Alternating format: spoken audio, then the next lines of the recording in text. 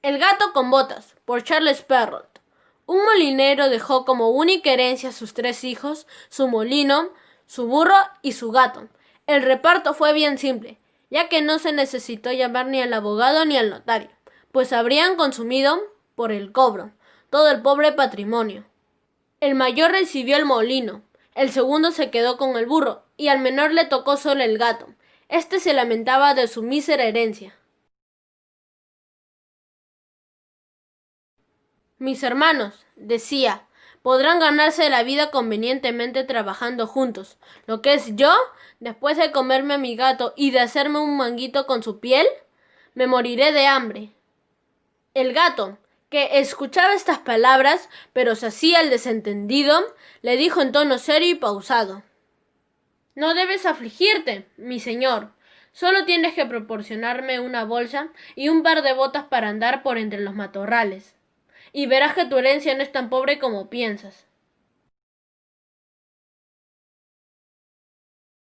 Aunque el amo del gato no abrigaba sobre esto grandes ilusiones, aunque le había visto dar tantas muestras de agilidad para cazar ratas y ratones, colgarse de los pies, esconderse en la harina para hacerse el muerto, que no desesperó de verse socorrido por él en su miseria.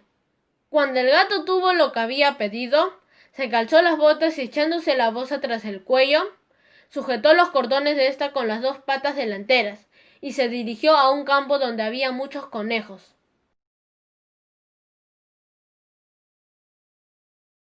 Se puso a recoger hierbas, las metió en su saco y se tendió en el suelo, como si estuviera muerto.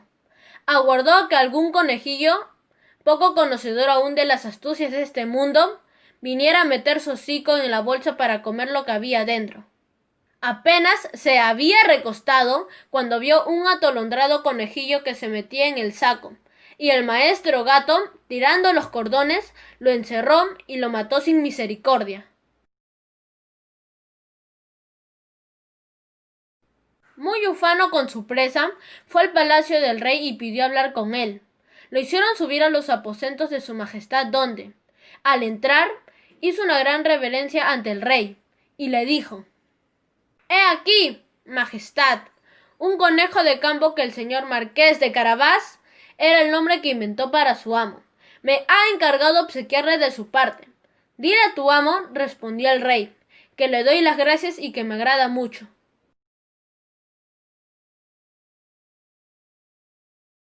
En otra ocasión, se ocultó en un trigal, dejando siempre su saco abierto, y cuando en él entraron 2 perdices, tiró los cordones y las cazó. Fue enseguida a ofrendarlas al rey, tal como había hecho con el conejo de campo. El rey recibió con agrado las 2 perdices, y ordenó que le diesen de beber. El gato continuó durante 2 o 3 meses, llevando al rey obsequios de parte de su amo.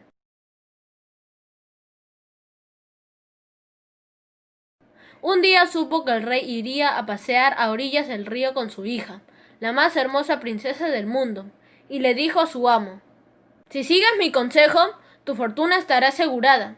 Tienes que bañarte en el río, en el sitio que te mostraré, y enseguida yo haré lo demás. El marqués de Carabás hizo lo que su gato le aconsejó, sin saber de qué serviría. Mientras estaba bañando, el rey pasó por ahí, y el gato se puso a gritar con todas sus fuerzas: ¡Socorro! ¡Socorro! ¡El señor marqués de Carabás se está ahogando!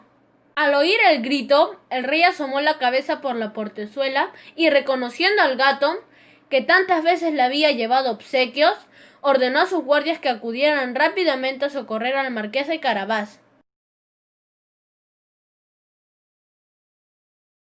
Mientras sacaban del río al pobre marqués, el gato se acercó a la carroza y le dijo al rey que cuando su amo se estaba bañando, unos ladrones se llevaron sus ropas, a pesar de que él al verlos gritó con todas sus fuerzas: ¡Auxilio! ¡Ladrones! ¡Auxilio! El pícaro del gato las había escondido debajo de una enorme piedra. El rey ordenó de inmediato a los encargados de su guardarropa que fuesen en busca de sus más bellas vestiduras para el señor marqués de Carabás. El rey le hizo 1000 atenciones, y como el hermoso traje que le acababan de dar realzaba su figura, ya que era puesto y bien formado, la hija del rey lo encontró de su agrado. Bastó que el marqués de Carabás le dirigiera 2 o 3 miradas sumamente respetuosas y algo tiernas, y ella quedó locamente enamorada. El rey quiso que subiera a su carroza y lo acompañara en el paseo. El gato, encantado al ver que su proyecto empezaba a resultar, se adelantó y habiendo encontrado a unos campesinos que segaban un prado, les dijo: Buenos segadores, si no dicen al rey que el prado que están segando es del marqués de Carabás, los haré picadillo como carne de budín.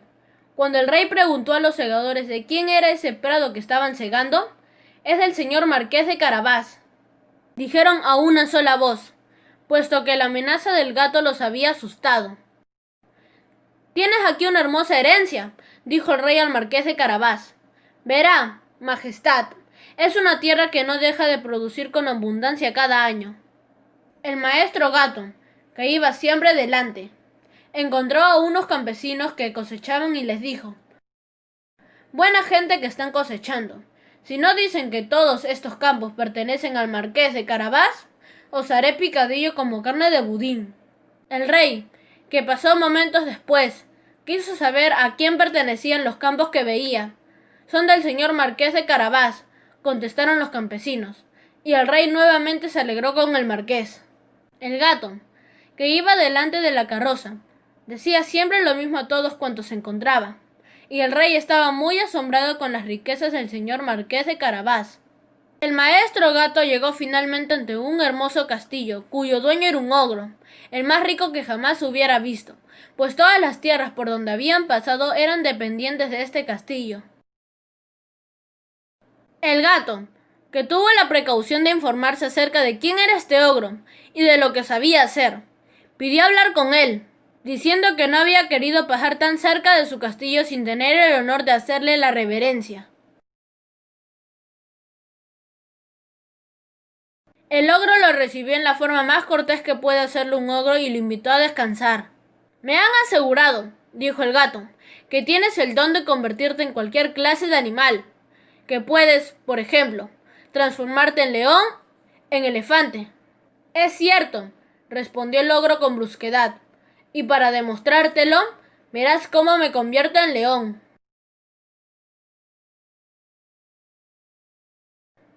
El gato se asustó tanto al ver a un león delante de él que en un santiamén se trepó a las canaletas, no sin pena ni riesgo a causa de las botas que nada servían para andar por las tejas.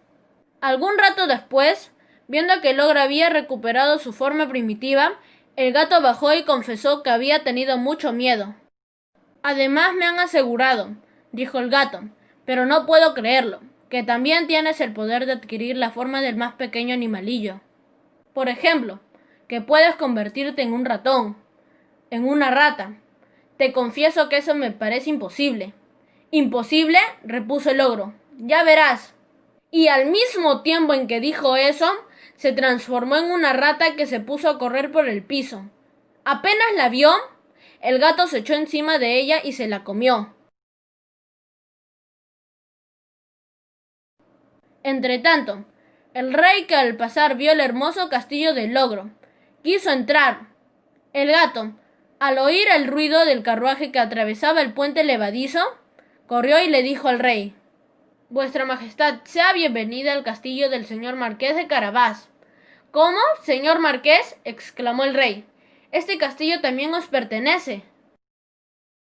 Nada hay más bello que este patio y todos estos edificios que lo rodean. Veamos el interior, por favor.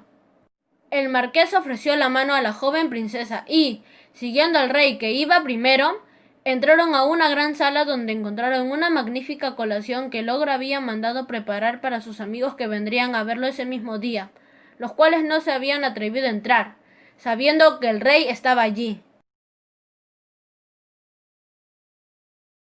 El rey, encantado con las buenas cualidades del señor marqués de Carabás, al igual que su hija, que ya estaba loca de amor, viendo los valiosos bienes que poseía, le dijo, después de haber bebido 5 o 6 copas: Solo dependerá de ti, señor marqués, que seas mi yerno.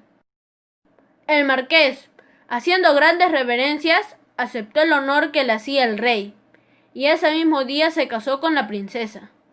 El gato se convirtió en gran señor, y ya no corrió tras las ratas sino para divertirse. Fin.